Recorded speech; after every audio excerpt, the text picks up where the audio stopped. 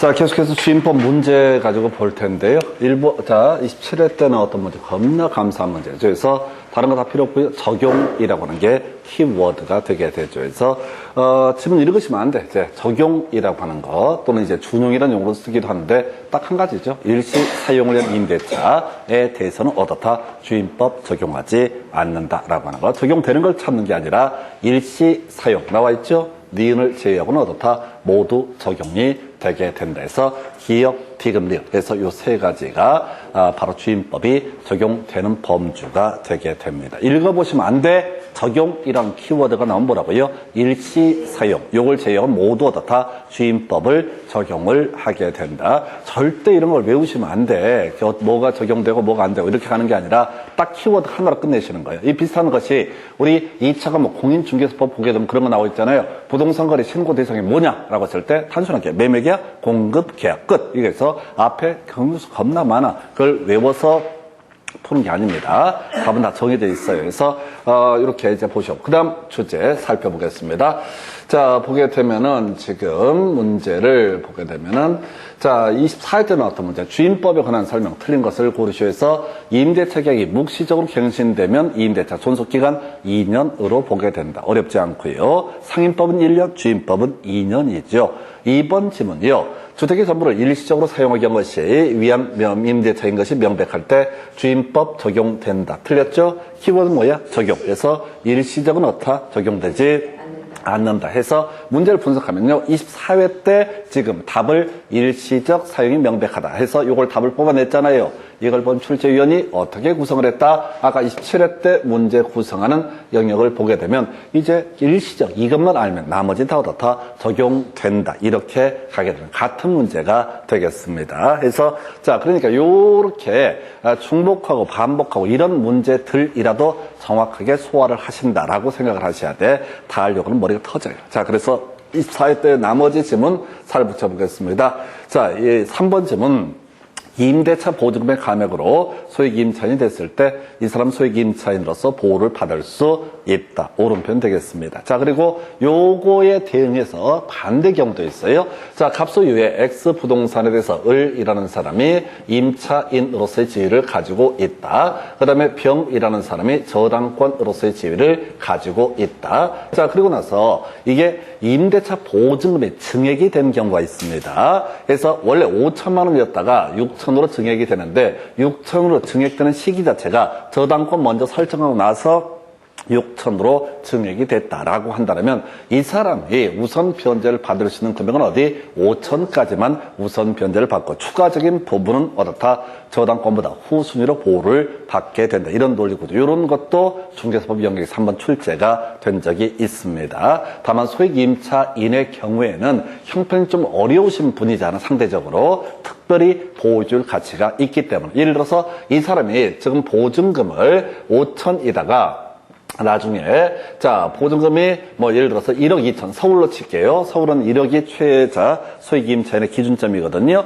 자 1억 2천이었어. 이게 이제 1월 1일 날 2월 1일 날 저당권 설정되고 어떤 이유가 있어서 3월 1일 날 1억자 9천만 원으로 떨어졌다라고 한번 전제하게 되면 이 사람은 소액 임차인을 보호받을 가치가 있을 것이냐? 보호받을 가치가 있죠. 상관이 없는 게 이 소액 임차인 같은 경우는 이 밑에 가더라도 자 선순위 담보 물권자보다 최우선 변제를 받을 수 있다. 이런 논리 구조가 되는데 어쨌든 소액 임차인은 최우선 변제 시기를 불문하고 특별히 인정이 되게 된다. 그래서 의미는 상당히 복잡한 내용이에요. 그런데 뭐 답은 간단했었고요. 그 다음에 4번 임대차 성립 시에 임차 주택과 그 대지가 임대인 소유였을 때 대항력 확정 일자를 갖춘 임차인은 대지만 경매되더라도 우선 변제를 받을 수 있다. 다 필요 없고 대지 어떻다? 우선 변제를 받을 수 있다. 이렇게 해석을 하게 되면 대지는 어떻다? 우선 변제를 받을 수 있다라고 할 것. 이렇게 봤었고요.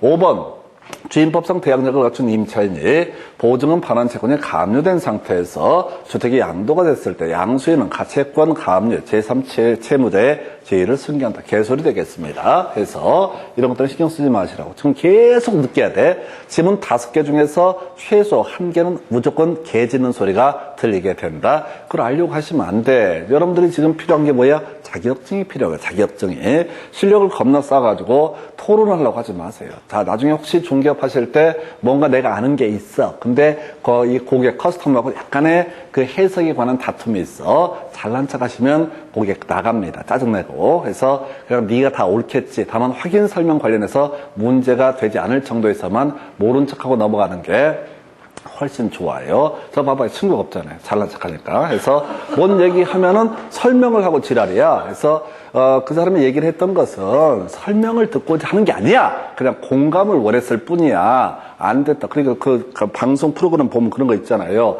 어떤 부부가 있는데 여자분이 저기 백일동 아줌마, 아우 뭐 질 떨어지게 말이야. 그럼 뭐 뒷담화 하게 되면 남편이 거기서 같이 노는 너도 마찬가지야. 라든가 너 이렇게 뒷담화하는 건 넌 더 심해. 라고 얘기하면 개 까인다는 거야. 그랬을 때 어떻게 해야 된다? 그 방송 프로그램 보니까 먼저 더 심하게 욕을 해야 된다. 백일동 아줌마는 뭐 얼굴도 못생겼고 막 등등 막 상대방이 하지 않을 얘기까지 오버를 해서 하게 되면은 아, 이 새끼는 나의 편이구나 라고 해서 넘어갈 수가 있는데, 그래서 까칠하게 뒷담하는 인간이나 그 뒷담화 당하는 인간이나 이런 식으로 개 잘난 척을 하면 작살난다. 시험 보실 때도 마찬가지야. 절대 해석하려고 하시면 안 돼요.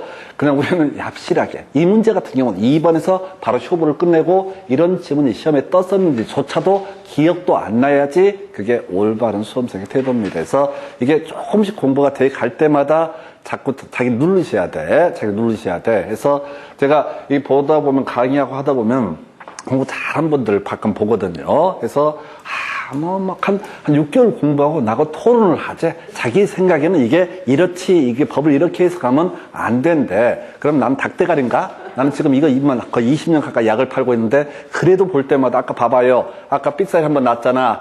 유익비 상환청권 이거 얘기할 때, 그 목적물 반환 되는 날부터 1년. 그래서 6개월인데, 그걸 제가 1년으로 보고, 임대차 종료 1년인가? 요렇게. 물론 답은 내가 맞췄어. 그래서 살아가는 별 정이 없는데, 이 강의를 몇 번씩 하고 몇십 번을 하고 몇백 번을 해도 그 문제 볼 때마다 모든 지문이 줄줄줄 떠오르지 않아요. 보면서 나머지 자꾸 1번을 봐. 아까 5번에 삑사리가 나면서 1번을 봐. 1번이 답이 확실하니까 5번은 뭔가 틀렸겠지. 이렇게 간단 말이에요. 그래서 수험생 여러분들도 계속 마찬가지 구조로 보셔야 돼요. 답을 찾아내는 게 능력. 자, 2번 나왔죠? 24회, 27회 때 적용이라는 키워드. 31회 때 그 문제 그대로 내더라도 아무도 몰라. 적용이라는 키워드. 어떻다? 일시 사용의 임대차가 명백했을 때는 어떻다? 주임법을 적용하지 않는다. 이건 무조건 맞춰야 되죠. 왜? 지금 7년 동안 한 7문제 나왔을 텐데 그 중에 2문제 답을 뽑아냈으면 이건 정확하게 알고 계셔야 돼. 키워드 뭐라고요? 적용이라고 하는 거. 답을 찾아내는 지혜가 필요합니다. 해서 이렇게 해서 답은 2번 되겠고요. 그 다음 문제 가서 살펴드리도록 하겠습니다. 해서 자, 보게 되면은 25회 나왔었는데요. 자, 2013년 2월 1일 갑은 서울 소재 X주택을 보증금 7천, 임대기간 1년으로 임차하면서 주민등록을 마쳤다. 대충 봐요. 그래서 보증금 7천이고 임대차 기간 1년. 그리고 자, 주민등록까지 마쳤다. 그럼 대항력 발생한 겁니다. 그리고 1년. 요거 2년으로 해석할 수 있죠? 임대차 기간을 1년으로 정하더라도 임차인은 2년의 기간이 유효함을 주장할 수 있다. 나와야 되죠? 이게 자동으로 나올 게 2개라고. 임대차 원래 주임법에서 임대차 기간 몇 년 정하지 않아도 2년, 그 다음에 2년 미만으로 정하면 임차인만 1년 미만의 기간이 유효함을 주장할 수 있다. 그리고 그 정도 얘기. 주민등록 마쳤다. 그러면 어떻다? 이게 대항력 발생했다. 확정일자는 아직 받았던 얘기가 없으니까 우선 변제권은 발생을 했는지 안 했는지 모르겠다. 이렇게 가셔야 돼. 사실은 지금 주임법을 설명을 드리고 있지만 주임법 파트는 복불복이에요. 이게 뭐냐면은 극단적으로 어렵게 나거나 극단적으로 쉽게 나거나 둘 중에 하나 이런 문제 형태를 보여주게 됩니다. 그래서 이건 얼핏 보면 상당히 어렵게 구성한 것 같은데요. 자, 보증금 500만 원 증액을 청구할 수 있다라고 해서 자, 지금요 보증금이 얼마였었죠? 보증금이 7천만 원. 5%입니다. 5%. 상인법도 5%, 주인법도 5%. 날짜를 볼 것도 없이 일단 5%니까 350만 원까지만 증액 청구가 가능하다. 이런 해석이 가능해. 몰라도 돼. 별로 중요치 않아. 2번 질문. 자, 2014년 3월 1일 날, 지금 13년도에 계약 체결했고, 14년도 1년 지나서, 1년 2개월 지나서, 갑이, 임차인 갑 맞죠? 임차인 갑이 임차권의 존속을 주장하더라도 을은 자 갑에게 인도를 청구할 수 있다. 틀렸죠? 임차인은 2년의 기간이 유효함을 주장할 수 있다라고 할 거 해서 2번 틀렸고요. 3번 2013년 6월 1일 날 동거 가족이 없는 갑이 주민등록을 다른 주소로 이전했다고 했을 때 대항력은 유지가 되게 된다. 틀렸죠? 자, 주민등록 이전은 어떻다? 대항력 상실하게 된다. 4번. 자, 2012년 12월 1일 날, 12년 12월 1일 날 얘보다 먼저네요. 임차권도 먼저죠? 2013년도에 임차인이 됐으니까 12월 1일 날, 자, 근저당권을 병이 먼저 설정을 했다고 했을 때, 갑은 3,800 한도에서 병보다 우선 변제를 받을 수 있다 해서, 이게 소액 임차인, 서울에서는 1억 이하가 소액 임차인이고요. 얼마까지 우선 변제를 받을 수 있느냐? 3,700입니다. 근데 이 문제에서는 뭐 포인트가 뭐냐면, 서울이라는 게 그래. 서울에서는 1억이고 3,700. 그래서 이거 틀렸다 이건데, 이건 시험 볼 때는 뭔 소리인지 몰라. 자, 이 소액 임차인의 최우선 변제권 관련해서는 서울 얘기 한번 나왔었고요. 지난번 종계사법 파트에서 대구 얘기도 한번 나오게 됩니다. 이런 지문은 사람이 풀 수가 아예 없는 지문이야. 아니 내가 전국의 소액 보증금 또는 최우선 변제금을 어떻게 다 외우냐고. 이게 나와도 이해되는 답이 안 되는 거야. 그 다음에 2013년 7월 1일 날 을이 정에게 X주택을 양도하는 임대차 계약이 만료가 됐을 때 갑은 자 정에 대해서만 보증금 반환을 청구할 수 있다 해서 요걸 오른편. 이 문제는 사실 1분 안에 풀기는 거의 불가능한 문제가 되게 됩니다. 그래서 이게 뭐냐면은 대항력이 발생하면은 소유자가 바뀌었을 때 바뀐 소유자에게 뭘 주장할 수 있고 임차권을 주장할 수 있고 임대차가 종료가 됐을 때 보증금 반환 청구도 누구한테 임차인에게 행사할 수 있다. 이런 식의 문제. 그래서 사실은 이 문제는 33번 문제 이런 것들은 실제 문제를 풀어가실 때는 거의 멘붕 오는 문제가 되겠습니다. 그래서 거의 풀기 어려워요. 그래서 이렇게 문제 복잡하면요. 자, 개인적인 부탁으로는 뭐냐면 대충 문제를 푸시라. 쓱 끝에만 몇 개만 보시는 거야. 그래서 알만한 단어 있으면 그거 한번 체크해보는 방식으로. 왜? 1분 안에 풀지 않으면 그 문제는 독이 됩니다. 왜? 뒤에 1분 안에 풀 수 있는 문제도 풀지 못하게 되는 문제가 발생해요. 그래서 미리 마음의 훈련을 독하게 하셔야 돼. 문제 더럽게 복잡하다. 그럼 지문 몇 개 딱 체크해서 알만한 내용이 나와 있으면 그걸 가지고 찍어가는 방식으로 문제를 풀어야 되지. 이걸 의미를 미주알, 고주알 이렇게 꼼꼼히 새기셔서는 절대 말려버려요. 해서 이 문제는 거의 풀기가 어려웠던 문제. 답은 5번으로 구성을 하게 됩니다. 그 다음 주제 살펴보겠습니다. 자, 선순위 담보권 등이 없는 주택에 대해서 대항력권 확정일자를 갖춘 임대차에 관한 설명 틀린 것. 이 문제 취지는 가장 최선순위에 뭐가 있다? 주택 임차권이 있다라는 전제가 되겠습니다. 1번 임차권은 상속인에게 상속될 수 있다. 뭐 문제 안 되겠죠? 우리가 상속이 뭐야? 포괄승계라고 했었죠. 권리도 하나의 원인에 따라서 피상속인의 사망에 따라서 권리도 의무도 모두 옮겨가게 되는 것을 뭐라고 한다? 상속. 별 중요치 않아. 자, 자주 안 보는 주제야. 근데 이거 할 때 이제 저런 거 있었잖아. 사실상 혼인 관계에 있는 사람. 기억나세요? 요거부터 가십시다. 자, 갑이라는 사람이 단독 소유하고 있는 X 물건에 관한 소유권. 이거 갑이 상속인 없이 사망하게 되면 누구한테? 국고에 귀속이 되게 된다. 기억나시죠? 한편 갑이 60%의 지분, 을이 40%의 지분을 가지고 있는 상태에서 공유입니다. 공유로 등기가 되어 있는 상태에서 갑이 상속인 없이 사망하게 되면 이 지분은 누구한테? 바로 다른 공유자에게 지분 비율로 귀속이 되게 된다. 형식은 나중에 지분 이전 등기라는 형식을 통해서 이 등기부를 정리하면 되는 거고, 갑이 60%의 지분, 을이 40%의 지분을 가지고 있는 상태에서 이런 경우가 존재할 수 있습니다. 갑이 60%, 을이 40%라고 했을 때 이게 합의야. 그러면 이제 나중에 이 사람이 다시 합의라는 게 등기부에 지분이 표시가 안 되는 공동 소유를 가리켜서 뭐라고 한다? 합의. 나중에 등기법 가서 보게 되면 그런 얘기를 하게 되죠. 합의 관련해서는 자, 이슈가 되는 게 민법상 조합은 절대로 등기부에 이름을 올릴 수가 없다라고 하는 이런 것들이 출제 이슈가 될 테고 그 외 자, 이때 이때 이 권리관계를 등기부를 정리한 것은 합유, 명인, 변경 등기. 자, 공유에 있어서는 지분 이전 등기 형식을 취하게 될 테고 합유에 있어서는 합유, 명인, 변경 등기라는 형식을 취하게 된다. 기억나면 좋고 아니면 말고 못 얘기하려다가 바로 사망에 이르게 됩니다. 상속인 없습니다. 그러면 사실상 혼인관계, 사실혼 관계에 있는 사람이 임차권을 승계하는 경우도 있다. 상속인 있게 사망을 하게 되면 이촌 이내 상속인과 사실상 혼인 관계에 있는 자가 함께 상속한다 해서 그런 경우 있잖아요. 갑하고 을이 혼인 관계, 사실혼 관계에 있습니다. 같은 집에 삽니다. 지지고 볶고 잘 싸웁니다. 근데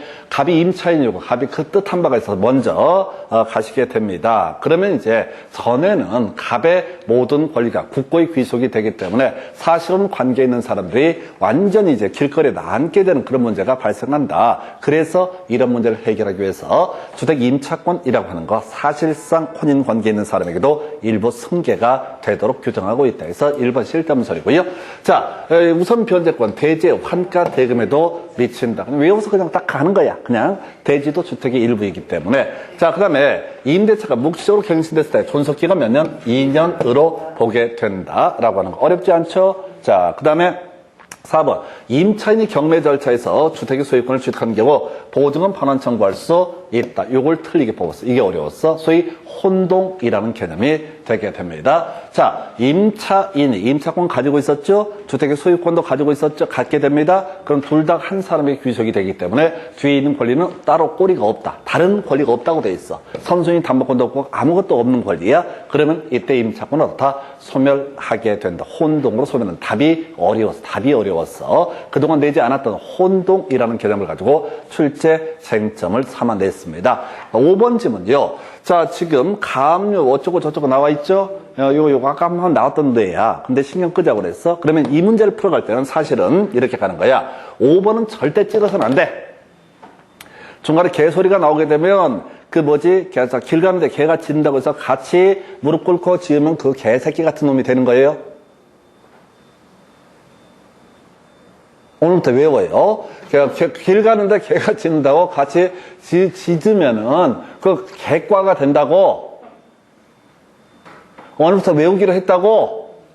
그래서 이제 길 가는데 개가 짖으면 어떻게 해야 돼요? 그냥 무시하고 넘어가거나 안 물리려면 조심조심하면서 지나가야 돼. 내가 지난번에 아무 생각 없이 지나갔다 물려가지고 상태가 이렇게 됐어요. 우리 어머니가 뭔 별 걱정을 다 해. 연세가 많으신데 네가 그때 걔한테만 안 물렸어도 이렇게 인생이 꼬이진 않았을 텐데 그때는 공부도 잘했어. 그래 우리 아버지가 너는 서울대학교 가라 해서 우리 아버지가 가는 대학이 딱 하나밖에 없었거든. 서울대. 대학이 연대나 고대 알았으면 그 대학 가라고 했을 거예요. 근데 아는 대학이 딱 하나밖에 없어. 시골에 계신 노인이라서 서울에는 서울대학교, 전남에는 전남대학교, 부산은 부산대학교. 이게 대학 전부인 줄 알아. 여튼간에 그래서 다시 못 얘기하다가 지금 이 문제를 풀어갈 때는 5번 지문은 읽어봐서도 안 되고 요행수를 발해서도 안 돼요. 그럼 이제 5번을 제가 하는 거예요. 아까도 나왔지만 설명 안 드린다고. 왜? 이 지문이 아니라 또 다른 지문이 나와서 여러분들을 혼란에 빠뜨리게 될 거예요. 그러면 이 문제는 찍는 문제예요. 사실은 1번, 2번, 3번, 4번 중에 골라 잡는 거야. 근데 이제 1번도 좀 어려울 수는 있는데 결국은 2번하고 그다음에 3번 같은 건 너무나 기초적인 거거든요. 2번, 3번 제가 하는 거예요. 그러면 실질적으로는 5번을 배제하고 1번과 4번 중에서 찍어가는 방식으로 접근할 수밖에 없었던 문제입니다. 그래서 결국은 확률을 높이는 쪽에 베팅을 하셔야 돼. 그래서 여러분들이 문제 시험 보시고 답안 찍을 때 항상 시간이 없어서 문제가 되는데 그렇게 하시잖아요. 만약에 민법을 41번부터 80번까지 풀어가는데 앞에 주로 보니까 3번, 4번이 많아. 그럼 어떻게 해? 사람들 나중에 시간 없으면 1번, 2번을 찍어. 그럼 다 틀려. 앞쪽은 1번, 2번이 답이고 뒤쪽은 3번, 4번이 답인데 그게 요행수를 바라는 거예요. 뭔가 착각을 크게 심하게 하고 있는 거야. 자기가 모의고사 보면 겨우 50점 맞는 주제에 무슨 근거로 앞에 문제가 다 맞췄을 거라고 확신에 차가지고 그래서 결국은 어차피 시험은 여러분들이 실질 현실에 있어서는 찍는 수밖에 없다. 그러면 그때 개소리는 무조건 피하는 것으로 하자. 이게 제 제안이에요. 절대 5번 같은 이상한 말에 쫓아가시면 안 된다. 이렇게 요행수를 바라지 마시고 확률 높은 쪽에 베팅을 해 주실 거. 그래서 하여튼 새롭게 나온 주제 바로 혼동이라고 하는 거. 혼동이 있으면 어떻다? 뒤에 있는 임차권은 소멸하게 된다. 이렇게 가게 됩니다. 그래서 답은요 4번 이렇게 보셨고요. 그 다음 주제 살펴보겠습니다. 갑은 을의 저당권이 설정되어 있는 병 소유의 X주택을 병으로부터 보증금 2억 원의 임차에서 대항요건 갖추고 확정일자를 받아서 거주하고 있다.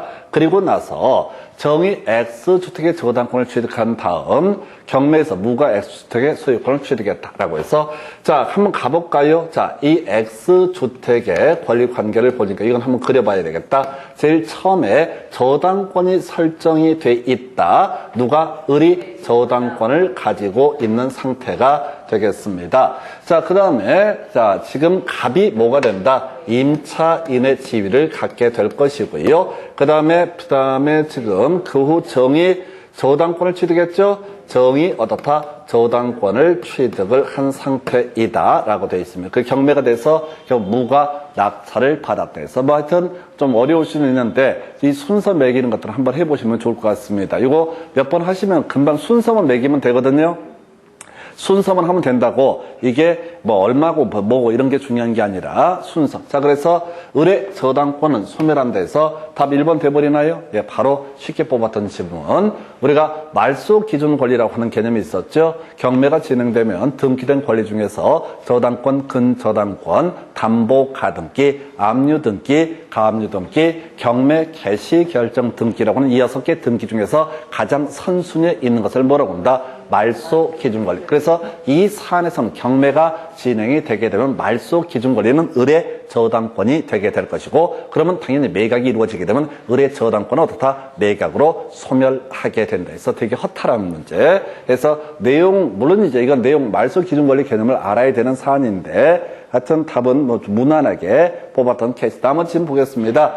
자, 무가 임대인 병의 지위를 승계한다. 틀렸죠? 무가 이 X주택을 낙찰을 받았어. 그러면 임차인의 권리 어떻다? 역시 임차권도 매각으로 소멸하게 되죠. 자, 다 소멸한다고 그러니까 낙찰받은 사람이 임차인을 또 안 할 필요가 없다. 3번 질문, 갑이 적법한 배당 요구를 하면 을보다 우선 변제를 받는다. 틀렸죠? 자, 순서는 얘가 우선 선순위 배당받고 얘가 을이 제일 먼저, 그 다음에 2순위로 갑이 배당을 받는다. 해서 이게 이제 문제의 논란을 없애기 위해서 보증금 2억이라고 되어 있잖아요. 이게 뭐냐면 소액 임차인이 아니다 이런 얘기야. 서울시 같은 경우가 소액 임차인의 기준점이 보증금 2억이거든요. 그래서 이런 논란을 없애기 위해서 보증금 2억 이렇게 설정을 해둔 겁니다. 그 다음에 4번 갑은 병으로부터 보증금을 전부 받을 때까지 임대차 관계 존속을 주장을 할 수가 있다. 가볼까요? 갑은 병이 어디 있어? 병이 낙찰받으는가? 자, 다시 정이 저당권을 취득한 다음에 무가 소유권을 취득했다. 주택 소유자가 병이죠? 상관없죠? 얘는 매각으로 어떻다? 소멸하게 되죠. 두 가지. 2번, 4번 지문은 경매가 진행돼 버리면 무조건 어떻다? 이 말소 기준 권리 밑에 있는 임차권은 소멸하기 때문에 집주인한테 주장을 할 수도 없고요. 저건 있죠. 이 집주인한테 그 돈 돌려달라고 할 권리는 주장을 할 수 있다. 보증을 돌려달라고 주장을 할 수는 있겠지만은 최소한 임대차 관계 존속을 주장할 수는 없다라고. 낙찰받은 사람이 이 목적물을 소유하기 때문에 자, 정이 갑보다 우선 변제를 받는다. 정이 앉죠. 갑 그 다음에 병 순서로 배당을 받는다. 그래서 뭐 문제는 되게 복잡해 보이는 답은 쉽게 구성했던 사례가 28회 때 문제가 되겠습니다. 그래서 답은 1번으로 구성했어요. 다시 이 문제의 논의의 포인트 다시 정리합니다. 말소 기준 권리, 저당권, 근저당권, 담보가 등기, 압류 등기, 가압류 등기, 경매 개시 결정 등기 중에서 가장 선순위에 등기된 권리를 말소 기준 권리라 부르고, 경매가 진행돼서 매수인이 매각 등을 완납을 하게 되면 이 말소 기준 권리를 포함해서 말소 기준 권리 밑에 있는 권리는 어떻다? 모두 매각으로 소멸하게 된다. 그 얘기해서 이 문제를 보니까 28회 때 문제하고요. 아까 이 문제하고 약간 거꾸로 구성을 한 거야. 28회 때 같은 문제를 구성했는데 한 문제는 최선순위 임차인이라는 것을 전제로 하고 있고 한 문제는 뭐라고요? 자, 중간에 말소 기준 권리 밑에 있는 임차권을 전제로 얘기를 하고 있습니다. 그래서 하여튼 설명을 이렇게 드렸었고 하나의 두 문제가 나왔던 사례가 되겠습니다. 그래서 우리가 이제 공인중개법 영역에서 주로 우리가 경매 얘기를 몇 번 하는데요. 어찌됐든 간에 경매 관련해서는 항상 모든 얘기의 기준점, 말소 기준 권리라는 것이 출발점이 될 테고 그 외 나중에 이제 이슈가 될 만한 게 전세권자가 배당 요구를 하게 되면 어떻다? 자, 전세권도 매각으로 소멸하게 된다 해서 전세권자가 경매 신청하면 소멸하는 건 당연한 일이고 주로 경매 관련한 문제에서는 전세권자가 최선순위 권리자인데 배당 요구를 하게 되면 어떻다? 전세권도 매각으로 소멸하게 됩니다. 이게 이제 공인중개사법 영역에서 주로 출제하는 이슈가 되겠습니다. 그래서 이렇게 보셨고요. 그 다음 주제 보겠습니다. 자, 보니까요. 을은 갑소유의 X주택에 대해서 보증금 3억으로 임대차 계약을 체결하고 대항요건 확정일자를 받아서 현재 거주하고 있다. 아까는 보증금 2억이라고 그랬었죠? 살짝 바꾸는 거예요. 문제 똑같은 느낌을 안 주려고 해서 자, 이제 확정일자까지 갔으면 우선 변제권 가지고 있는 것이죠. 자, 그래서 다음 설명 중 옳은 것은 해서 묵시적 갱신으로 인한 임대차 계약의 존속기간은 2년이다. 겁나 쉽죠? 묵시의 갱신, 존속기간을 정하지 않았을 때 어떻다? 임대차 기간 몇 년? 2년. 그래서 와우, 이런 문제도 답이 돼. 옳은 것을 고르셔. 답 1번이잖아요. 옳은 것을 고르셔. 답 1번 뽑아놨잖아요. 얼마 대박이야. 근데 거의 다 틀렸어. 자, 38번 문제니까.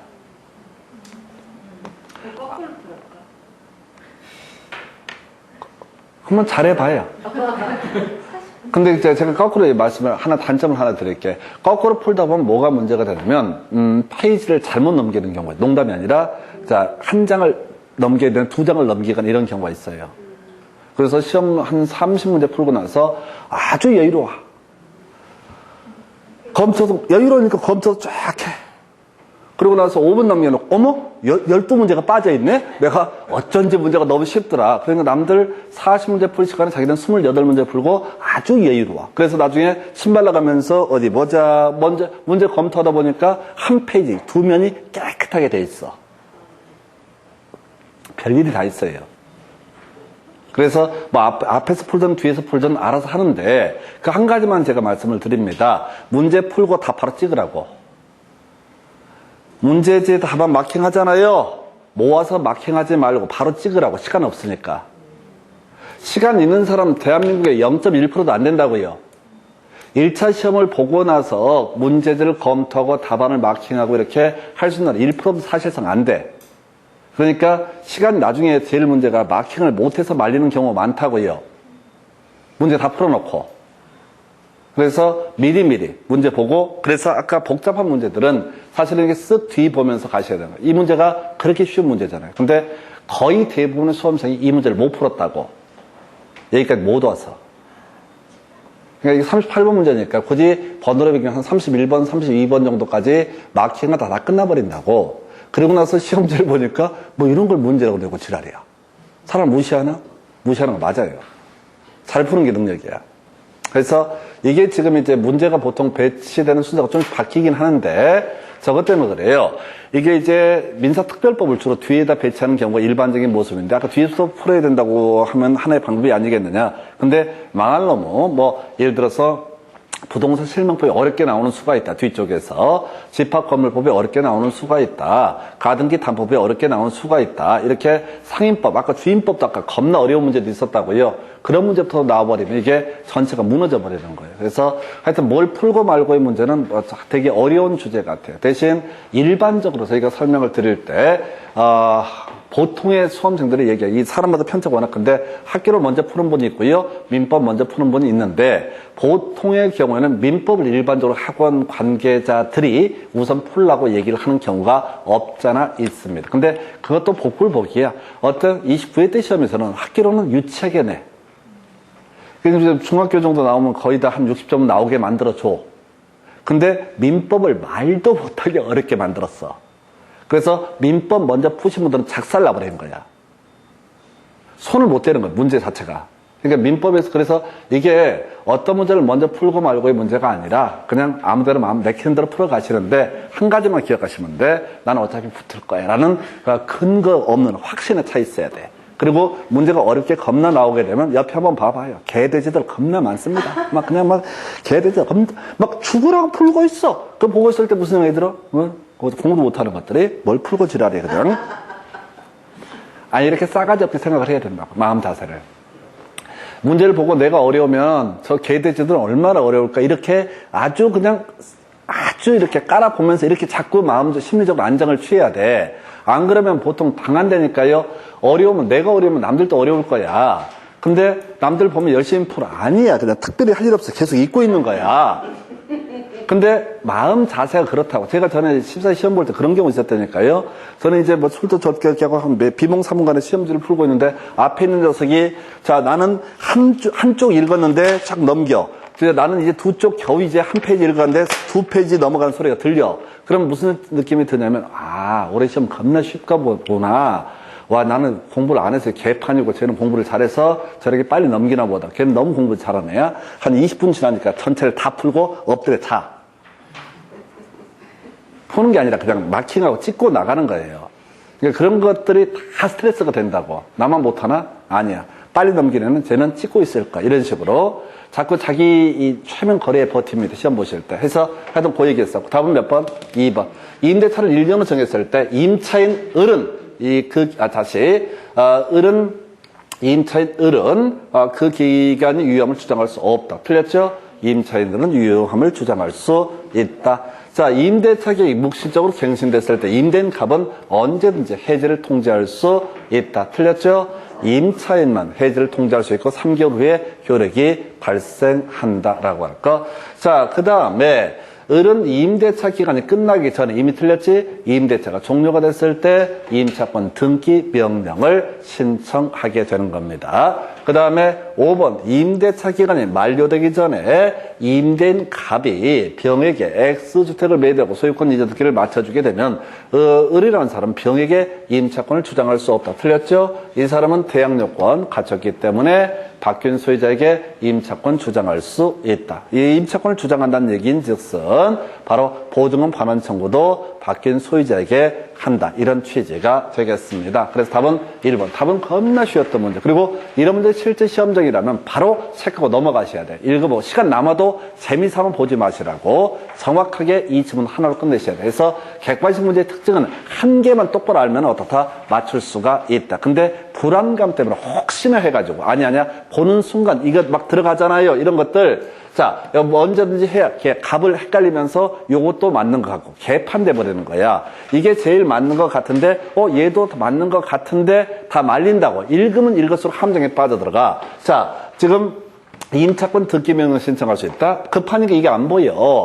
임대차 종료된 후에 하는 거라고. 이렇게 토시들을 바꿔치기 했을 때 그나마 평균적으로 여러분들이 자주 나오는 영역을 위주로 공부를 하기 때문에 그거를 맞춘다라고 생각하면 그것만 두 번 보시고 요건 맞아 라고 확신에 차게 되면 그 나머지 지문을 안 보는 게 만수무강에 이롭습니다. 나중에 보게 되면 다 이런 식이야. 이게 맞는 것 같아. 근데 자신이 없으니까 물음표. 그 다음에 두 번째 물음표. 그래서 나중에는 5개가 다 물음표야. 그래서 어쩔 줄을 몰라요. 아는 것조차도 말려가십니다. 그렇게 보셨고, 자, 그 다음 주제 볼까요? 자, 26회 때 문제. 주임법에 관한 설명 옳은 것을 고르시오에서 주민등록의 신고는 수리한 때 어떻다? 효력이 발생한다. 도달한 때 아니에요. 도달한 때가 아니라 담당 공무원이 수리해서 한때 효력이 발생한다. 중요치 않고요. 딱 한 번 나왔어요. 2번쯤은 등기 명령 집행에 따라서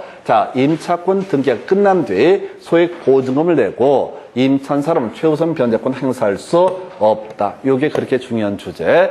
우리가 주임법 제일 마지막까지 보게 되면 제2의 임차인이라는 사람은 어떻다? 전혀 보호를 받을 수 없다. 그래서 임차권 등기 명령에 따른 임차권 등기가 끝난 후에 들어온 이 임차인, 제2의 임차인은 전혀 보호를 받을 수 없다. 대항력 우선 변제권 다 인정이 되지 않고 최우선 변제권 당연히 인정이 되지 않는다. 그래서 답은 2번. 자, 이 문제는 실제위원 입장에서는 아주 작정을 하고 낸 문제예요. 왜? 우리가 주임법 적용, 임대차의 내용, 그 다음에 대항력 우선 변제권 다 살아남은 사람, 마지막 받던 사람이 주택임차권 등기 명령이고 주택임차권 등기 명령에 따른 주택임차권 등기가 되고 나서 그 후에 들어온 임차인, 제2의 임차인, 이 사람은 어떻다? 보호 받을 수 없다라고 할 것.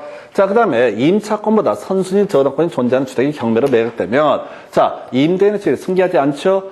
자, 임차권은 매각으로 소멸하게 된다. 4번 소액 임차인은 경매 신청의 등기 전까지 확정일자를 받아야 최우선 변제권 행사할 수 있다. 다시 확정일자를 받아야 최우선 변제권. 틀렸죠? 자, 우리가 우선 변제권이라고 하는 것은 확정일자가 있어야 되죠? 근데 소액 임차인의 최우선 변제권이라는 것은 대항력만 갖추더라도 대항력만 갖추더라도 최우선 변제권은 취득을 하게 된다. 어렵다니까요. 그 다음에 4, 5번. 임차인의 우선 변제권은 환가대금에 미치지 않는다.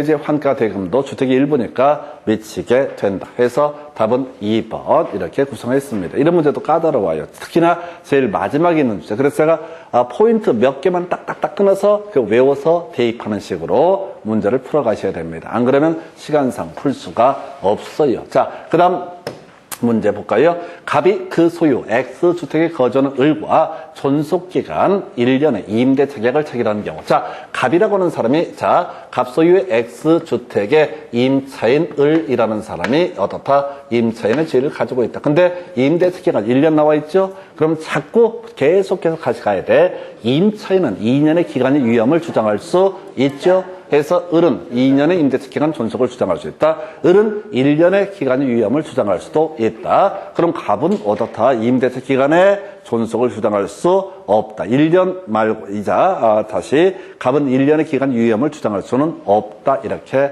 가야겠고 3번 을이 이계 차임에게 다하도록 차임을 연체했을 때 묵시적 갱신 인정되지 않는다라고 해서 어렵지 않고요. 그 다음에 임대차 계약이 묵시적으로 갱신이 됐을 때 을은 언제든지 갑에게 계약 해지를 통지할 수 있다. 임차인은 어떻다? 해지를 통지할 수 있고 대신 3개월 지나야지 해지 통고 효력이 발생하게 된다. 5번이 답이겠다 해서 X주택의 경매로 환가대금에서 을이 보증금을 우선 변제받기 위해서는 이 X주택을 양수인에게 어떻다? 인도를 해야 되죠? 낙찰받은 사람한테 인도를 해야지 어떻다고요? 바로 우선 변제권에 따라서 경매대금 변제를 받을 수 있다. 아까 설명드렸잖아요. 이게 이제 공인중개사법 영역에서는 비슷한 문제를 가지고 어떻게 하냐면 법원에 주택을 인도해야 된다. 법원에 인도하는 것이 아니라 양수인, 낙찰받은 사람한테 이 대금을 다시 주택을 인도해야지. 그럼 낙찰 받으신 분이